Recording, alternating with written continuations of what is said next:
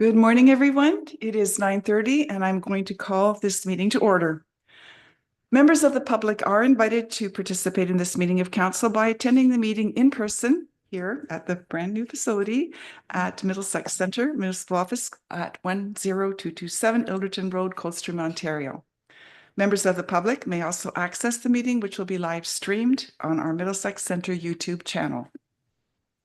The municipality of Middlesex Centre recognizes that we are gathering on the traditional territory of the Anishinaabe, Haudenosaunee, and Lenape peoples. We acknowledge that the enduring presence of the First Nations, Métis, and Inuit people on this land and are committed to moving forward in the spirit of reconciliation and respect. Our neighboring First Nation communities, which included as sovereign nations, include the Chippewa of the Thames First Nation, Oneida Nation of the Thames, and Munsee Delaware Nation. There are no additions to the agenda this morning. So just before we begin, I would like to make a few comments. First of all, I know although we didn't get here in the shortest timeline possible that we were really, going for, I know that everyone who has visited or renovated a new building agrees that this has been worth every moment of the time it took to get here to this first meeting day. There is also not one person that I've spoken to who has not enthusiastically positive of what they've seen and the changes that have been made to this existing structure. This new and improved building is an investment, and it's going to meet the needs of not only staff, but residents across all of Middlesex Centre, including service clubs, fitness classes, and family celebration events. The planning and building and refurbishing of this facility was a team effort in every sense of the word. With respect to the structure itself, this building is completely accessible and is compliant with all of those requirements. It incorporates sustainability features that will help reduce environmental impacts. And speaking of team effort, the whole move and all of the work that went into getting in and out, the staff moved to various locations across Middlesex Centre, somewhere in Denfield and somewhere at the fire hall here, still others at the wellness center. Everyone had to adjust. It wasn't easy. There are new seating arrangements to consider there, and there were shared office spaces, and to all of the hiccups that come with moving, those factors were involved, as well as installing connections and trimper. It was just chaos for a while, but it was organized chaos, and everyone grew into those spaces, and the roles that they had were made to work with the space that they had. So, what impressed me too, it wasn't all just about the move and everything. The staff was really focused on their effectiveness and the efficiency. Everything was done to the highest standard possible. Everyone thought about all the details with respect to how services would be delivered while we were not here, where residents would access staff and at what times, how to communicate information around the community so everyone was aware of what they needed to know when and where. Everything, all the variables had to be rethought. So I could go on and on about that. It was, there were many scenarios and details to be considered, but the important point here is that services were delivered. The team spirit was maintained, council meetings were held. Absolutely everyone did their best to ensure that the business of municipal government and service was delivered as effectively and efficiently as possible. I am very, very proud of the team here at Middlesex Centre. Your professionalism, your focus, your dedication on execution on this project, this period of change, it was all unwavering. And on behalf of council, I want to thank every one of our team members, those that are here and across the municipality, for a job that was very well done in getting us in here on today's date for this meeting as planned then. So anyway, so thank you everyone for your part in doing this, in getting us here to our very first council meeting this morning in this absolutely wonderful facility. And before we move into business, I also want to highlight that the person sitting next to me is a new face around the horseshoe. Brianna Hammer-Kydell has been here for a while, but this is her first official meeting. And she's the new manager of legislative services and municipal clerk. So we welcome you, Brianna, and we're delighted to have you around our new horseshoe. So new faces, new horseshoe, everything continues. Thank you, Mayor. You're welcome. Okay, so I will look to council members. Are there any disclosures of pecuniary interest? I don't see any hands, so then the next item up is the Court of Revision. Deputy Mayor Brennan is going to conduct this meeting, so we need a motion that council adjourn the regular meeting at 9:35 a.m. to sit as a Court of Revision for the Patton Municipal Drain. Members of the Court of Revision are Deputy Mayor Brennan, Councillor Art, and Councillor Shipley, with Deputy Mayor Brennan in the chair. So I'll yield the floor. Thank you, Madam Mayor.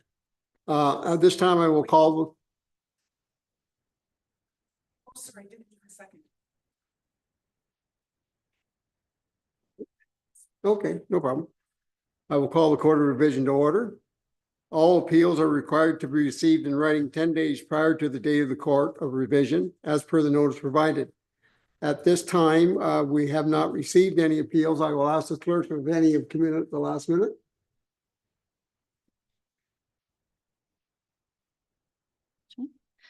Through the chair to to the chair of Court of Revision, no further appeals were received. Thank you. Are there any questions from the committee members? Seeing none, there's no need to deliberate then. Decision is that the Middlesex Center Court of Revision approves the schedule of assessment for the Patton Municipal Drain provisionally adopted by bylaw 2025-028 as outlined in the report prepared by GEI consultants, and that the corresponding bylaw be forwarded to council for final reading. I need someone to move that. Councillor Shipley, second by Councillor Arts, all in favor? Thank you. And further, that the Court of Revision for the Patton Municipal Drain adjourn at 9:37 a.m.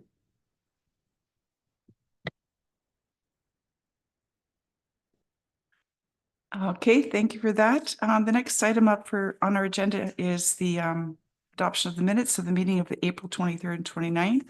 And the motion before us is that those minutes of the Middlesex Center Council meeting be held on the 23rd of April, and those held on the 29th of April be adopted as printed.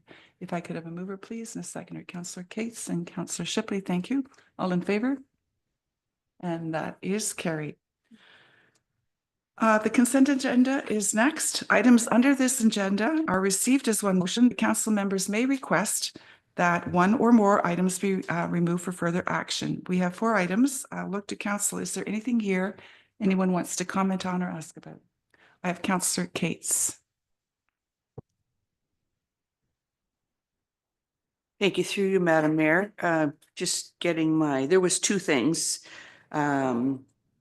I just wanted to kind of give a bit like a shout out to the report from the CAO on the Protect Ontario Through Free Trade Within Canada Act. And also a shout out for the PET oxygen masks and the donation from the Ilderton Hospital and Invisible Fence. How great that is. I've seen them before on the news, and so that's exciting that we have one at every station now. And congrats to Ilderton Pet Hospital on their 20-year anniversary. Thank you. Is there anyone else? Okay, seeing no hands then, the motion before us is that items 7.1 through 7.4 listed under the heading of consent agenda for May 7, 2025 be adopted as recommended. If I could have a mover, please, and a seconder, Councillor Arts and Councillor Burrs. I'll call the vote. All in favor? And that is carried. Okay, we can move on now to staff reports. Item 8.1 is the Community Improvement Plan application. Stephanie Bergman, Manager of Planning and Development, will be presenting that. Oh, and I'm green. Through the mayor, I'm happy to be here today. I feel like sometimes we are here to talk about money in a different way, but here we're actually giving, we're proposing to be giving some grants to local communities, which is always a good, or local businesses, which is always a great thing to do. So I'm here to present the recommendations of the review of the community improvement plan applications that we received. The intake period closed at the end of February. And we only received 4 applications. We received 4 applications. And our review committee reviewed the applications against our evaluation criteria, and we have presented our recommended awards. So the first one is for 124 Burr Inc., which is the car wash and vacuum facility at 13216 Ilderton Road. So they're planning some facade and signage improvements, some improvements to the east troughs and the door as well. And so they put forward the total project cost of $3,733. And so they would be eligible under the CIP, the Facade and Signage Improvement Grant, for a grant of $1,867. Hickory Ridge Golf Course. Hickory Ridge Golf Course is located down at 3426 Woodhull Road, and they're looking at improvements to their signage to help promote the golf course. So the total cost of that project was $8,700, and they are eligible for a grant of $4,350. Rolling Ridge Maple Products, which is located just at 22681 Van Eck Road. They currently use diesel powered generators for a lot of their production of the maple syrup that they sell.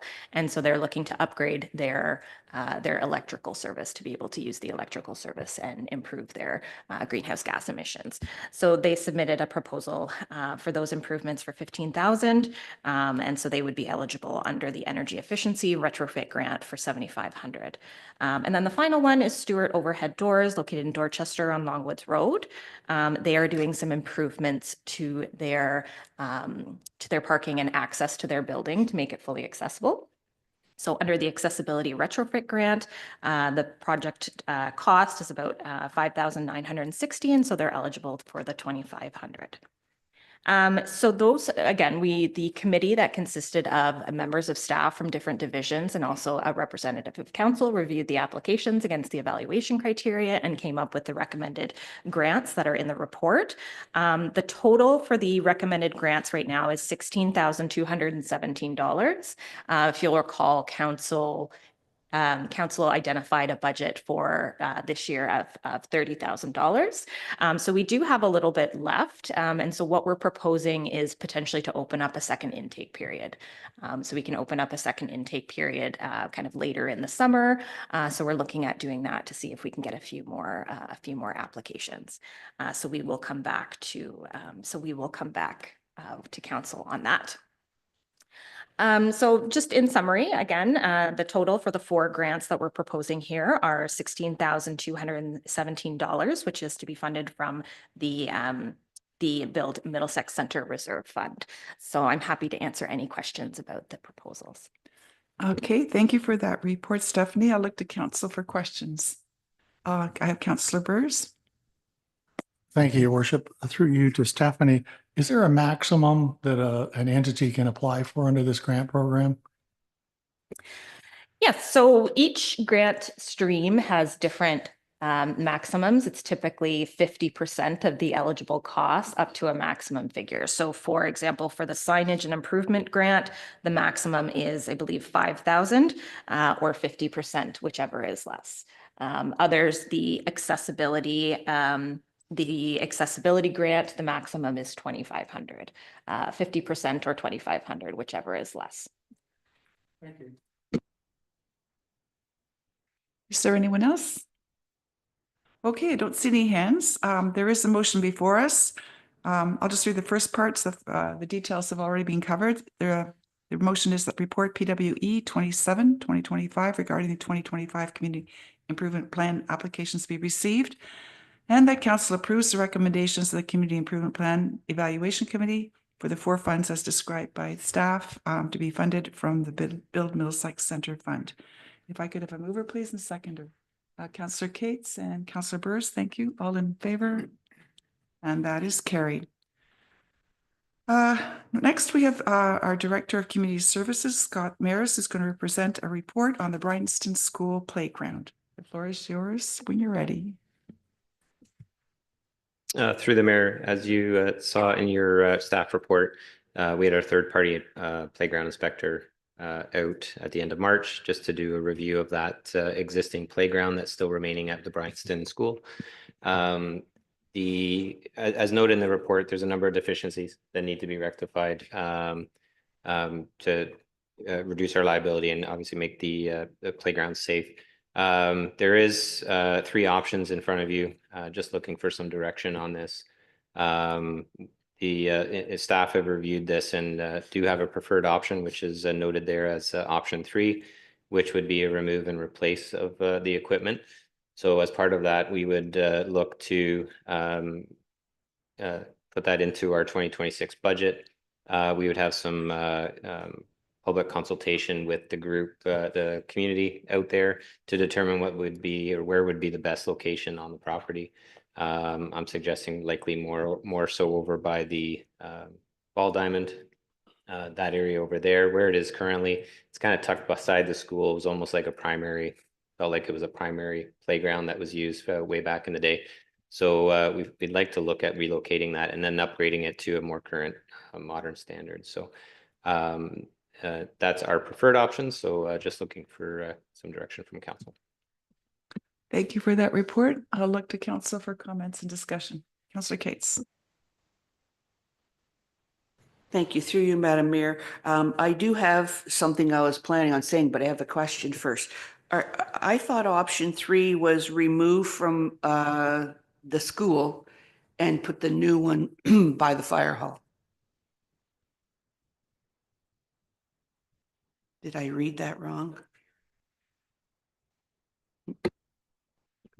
Yep, through the mayor, sorry, my apologies. It was to relocate it to the Bryanston Community Center area. As noted, the past, we do have a project plan or future plans for that area for a park. We feel that's the most appropriate to do so. So my apologies, that was an error in the report. Other questions? Go ahead. Thank you. Through the mayor to Scott. Scott, what was up there yesterday, I looked at the equipment.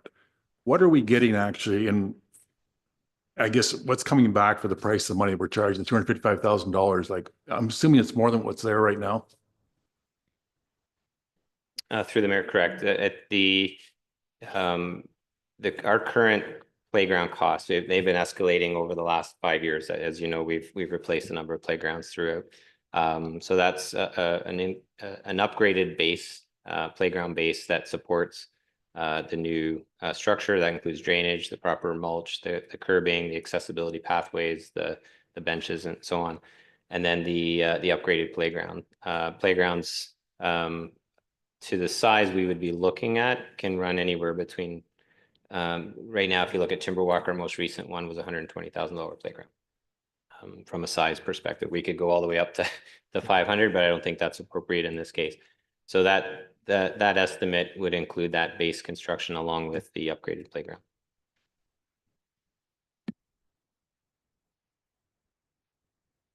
Councillor Cates, yours flashing now.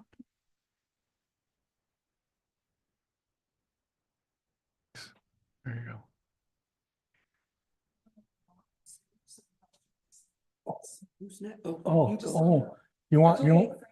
Okay, you want me to go? All right. So through you, your worship, to Scott. So the public consultation here would take what form? Would we have a formal, or are you going to reach out, or are you going to have a formal public meeting where people can show up? Because I'll just add my second part. Before we invest a lot of money, I think the public should have a say as to whether we're going to stay at the Bryanston school property or we go back to Bryanston. I'm kind of leaning towards just fixing it up for now until that's clarified. Through the mayor, just to answer that question. So the plan would be to have a formal public consultation whereby we can showcase the project plan or the proposed park plan in that area and seek input. I think certainly the option to leave it at the current setting at the Bryanston School is an option. I think, as we heard in past meetings, certainly that engagement with the community is important. We want to do that. We want to hear from them. I think there might be segments of the community out there that may not be aware of future plans and need to have that input as well. So not only hearing from the those who have already voiced their concerns, I think there's a segment of the population out there that does may not know what's going on. So I think we need to have a more fulsome conversation with the community and get their thoughts, especially when it comes around the potential around the Bryanston Community Center and its opportunities that it provides. Okay, I have Councillor Arts next.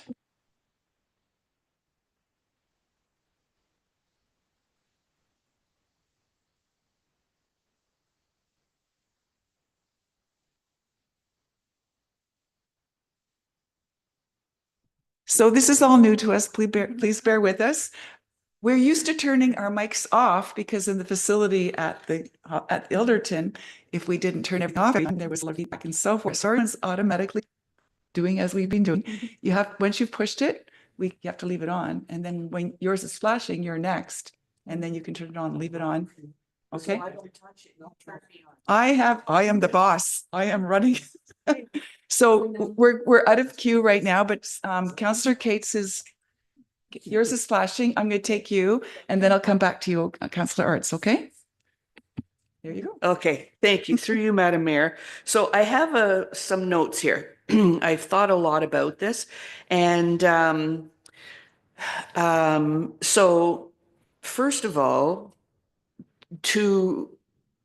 not very long ago, we all agreed that we would leave the facility as it is, at least until the end of the lease. And so I think that in the minds of a lot of the public and the people that wrote the letters and the usage that everybody talked about, I think that we I don't know if owe it to the people and the area to repair the existing equipment that's there. I also like the idea of putting one, maybe let's call it one day at the Bryanston at the fire hall, just to keep the locations clear.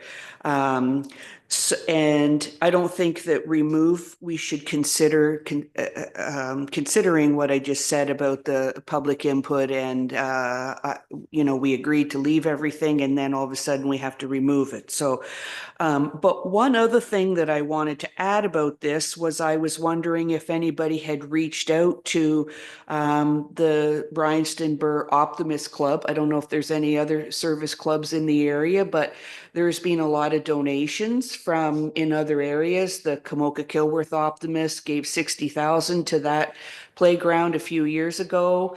We've got donations from Middlesex Paving and Maintenance and Leuna for the new basketball court. We've got whatever the donations are at the your new timber walk. We've got the wheelchair swing at Poplar Hill that the Lions did. So I'm just wondering if anybody has talked to anyone from the Bryanston Burr Optimist Club about that. So I wanted to be sure to throw that out there. But I think giving all things that I am in favor of option one to repair it for now. Thank you. And Councillor Arts, go ahead. Through through you, Madam Mayor, to Scott. Probably a lot of my comments are going to echo what's already been said. I agree with Sue. We're still debating what to do with the Bryanston School property. And I would, if we can get a few more years out of that playground equipment by fixing it up, I would do that. And then we have to decide where we're going to put our resources. We either put it in Bryanston by the community center, or we spend all our resources on the property, Bryanston School. So I think we have to do some thinking on this one, but I agree with Councillor Cates that if we can fix that up until there's 4 more years left on that lease with the police association, and then we can figure out our steps forward from there. Thank you. Go ahead, Councillor.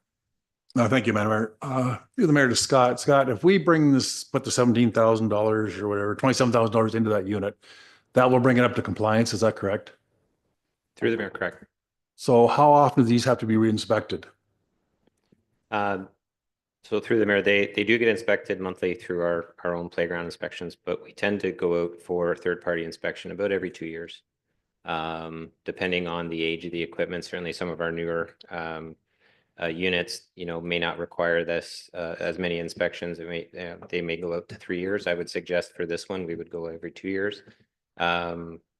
If you look at Timberwalk, we haven't opened it yet. We're waiting for that third-party inspection. So it's important to at least, we do budget for those through the year. So I would recommend we would do another re-inspection in, March of 2027 to revisit this. But along with all of our monthly inspections, that could indicate, depending what the inspectors find. Yeah, then I'm supportive of repairing that unit at this point until Council Art says we make a decision on where the whole, basically the property is going to be there or in Bryanston. Thank you. Is there anyone else? So we have three options before us, but they're not exactly worded the way I think the direction is going. You want to, yes. So I guess we may want to amend the wording of the worst so that we can do the 4-year wait instead of removing and replacing. Or the, Update the existing. oh, as is, update. Okay, so, okay, well, we are okay. All right. So do you want to make the motion? Yes, I make a motion at this point that we go with option 1, update the existing equipment at the location is that. And do we have a seconder? Councillor Cates, I'll call the vote then. All in favor of option 1? And that is carried. Okay. Now we can move on to the asset management strategy. And we have our asset manager and management coordinator present to present the report with respect to the strategy. And Aubrey, when you're ready, go ahead. Thank you, Mayor DeBeeth. Through the chair and members of council, I present to you today the updated strategic plan for asset management as mandated by Ontario Regulation 58817. This version builds upon the foundation established in the original 2019 plan and subsequently the 2022 update. One key change is the enhanced staff roles in the asset management. These updates reflect the evolving responsibilities of our staff to better align with our current operational needs. Asset management is no longer solely the responsibility of senior management. Now, even the field operators are actively involved in the process. Thank you. I'm happy to answer any questions. And thank you for that report. I'll look to council for questions on asset management. Councillor Burrs. Yeah. So I got it. I just wanted to commend Aubrey for the work she's done. It looks like we're up to date, Aubrey. You just have to keep it going, correct? Actually, there is one more major updates that we need to do for July 2025. So I'm currently working with the staff to write our very first asset management plan. We used to outsource this with Watson. So this is the first time we're doing it in-house. So the goal still remains the same, that we want to have an asset management plan that is Middlesex Center and not one of the cookie cutters that we usually get from a third-party consultant.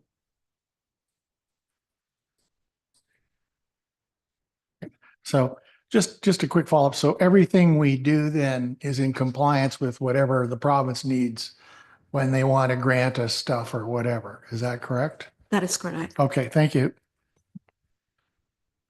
Is there anyone else? Okay, I don't see any hands. We do have a motion before us, and that is to report PWE 18/2025 regarding the asset management strategy be received, and that council approve CPS 14/2025 asset management strategy, and that CPS 14/2020 asset management strategy policy be repealed. If I could have a mover, please, Councillor Shipley and Councillor Cates, thank you. I'll call the vote. All in favor? And that is carried. And thank you for that report. All right, there are no notices of motion today. Oh, sorry, I skipped 8.4. Focus.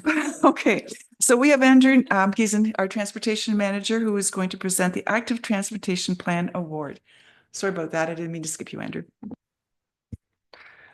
Through the chair, good morning to you and members of council, and thank you for this opportunity to present to you today regarding the Active Transportation Plan Award.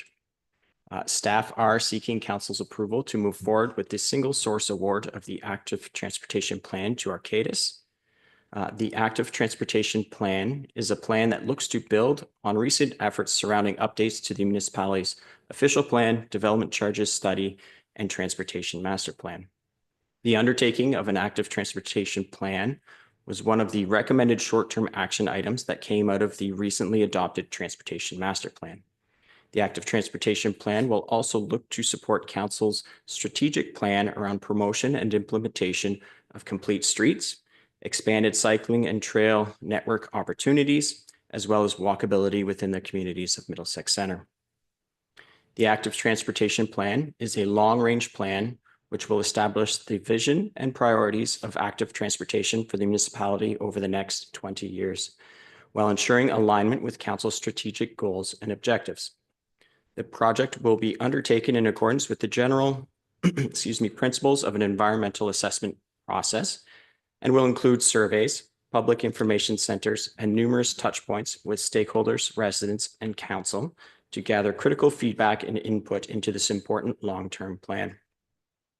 Arcadis is being recommended for single source award based on their historical knowledge of the municipality gained through the recent completion of the transportation master plan, as well as their ongoing work with area municipalities. With Arcadis already having the background information from the transportation master plan and having already developed a working relationship with staff, it is fully expected this will allow Arcadis to quickly hit the ground running. By using Arcadis and a single source award, staff also expect to have a quicker turnaround time on having the active transportation plan completed, with the plan expected to be before council for approval in Q2 of 2026. The expected total cost of this project over 2 years is just over $144,000, which is greater than the estimated cost contained in the transportation master plan at $100,000. The current approved 2025 budget for the active transportation plan is $50,000. Staff are recommending using $20,000 of the traffic calming budget that is currently unallocated to cover the expected project costs of $70,000 for 2025, with the remaining cost of just over $74,000 being budgeted for in the 2026 budget process. I do want to note that while transportation is the lead on this project, that this project will be a team effort that will also include members of community services, planning, as well as communications to ensure the delivery of a robust and collaboratively developed plan. I will pause at this time and ask if there are any questions. Thank you for that update and information, Andrew. I'll look to council for, go ahead, Councillor Arts. Through you, Madam Mayor, to Andrew. I believe in council cleaning up stuff that they start. So for me to approve this, they have to have it done on time.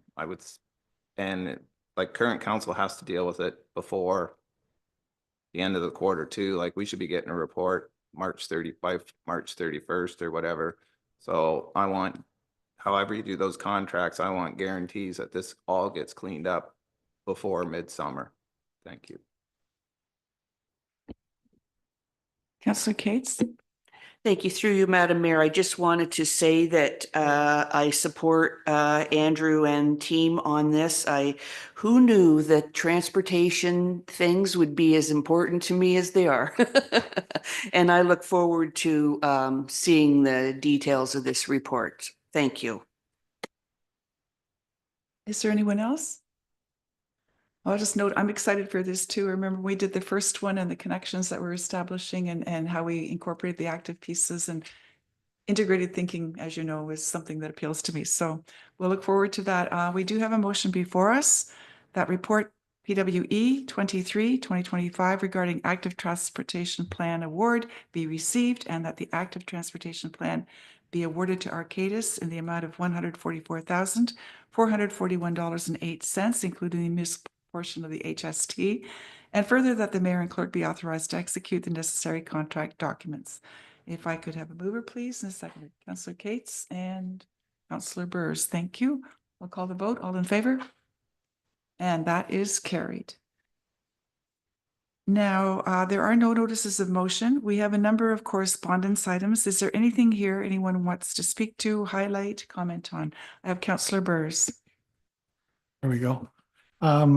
It isn't so much a it's a question, but having read the Blue Water Recycling Association report, my question is through you to Rob.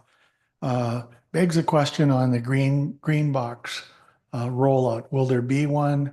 Is it? I'm presuming they're contemplating it, but can you comment on where that is? Through the mayor to Councillor Burrs. Yeah, so that's something as a municipality that we're going to decide if we want to move forward with. It was contemplated last year, but the impact on the tax levy we had paused for the 2025 budget. We can certainly reconsider in 2026. BRA is ready to roll that out. So we can start those discussions. There will be a significant cost to the municipality, though, to do so.